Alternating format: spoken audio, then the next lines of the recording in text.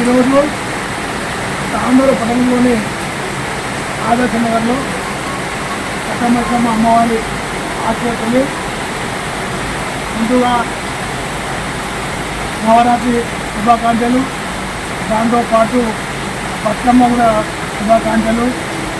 మరి మా యొక్క మిత్రులు ప్రకాష్ దాదాపుగా 34 నెలలు నుంచి మరి వారి మిత్రులు లక్ష్మి గారు కూడా దాదాపు 34 నుంచి నెలల పాటు మరొక కట్టమైసమ్మ దగ్గర ప్రతి అమావాస్య నాడు కూడా మరి ఆయన అందరూ కూడా అన్నప్రసాదం చేస్తారు.